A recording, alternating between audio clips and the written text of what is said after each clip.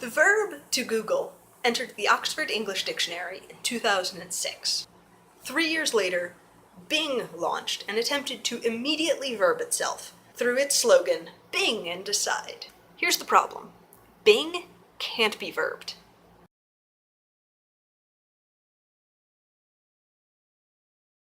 There are two types of verbs in English, weak verbs and strong verbs.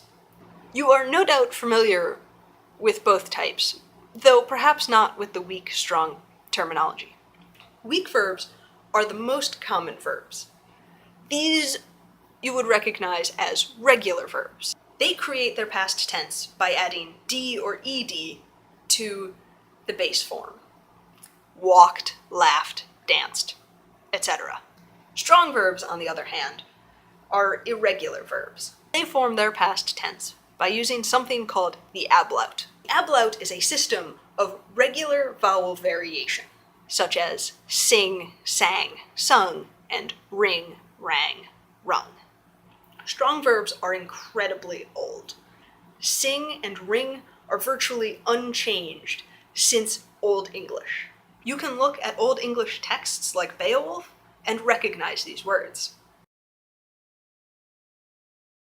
What do Google and Bing have to do with this?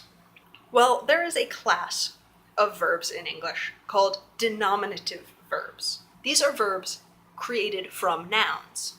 Google is one. Bing aspires to be. Denominative verbs are always weak verbs. Let's entertain the hypothetical that Bing enters the market before Google. It then has a jump on getting verbed. But what is the past tense of Bing? Binged? That doesn't sound right. Clearly, Bing should follow its brethren, ring and sing, and make use of the ablaut. But bing, bang, bung doesn't sound quite right either.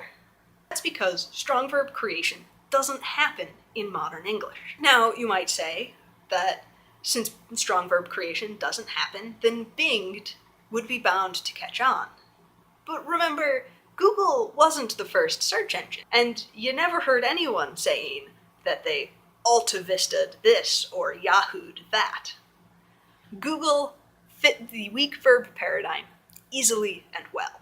It's clear from the initial Bing slogan that Microsoft and the Bing team thought about their product becoming verbed. But they didn't think about the pattern it would have to fit to do so. Denominative verbs are incredibly common, especially when it comes to new technology.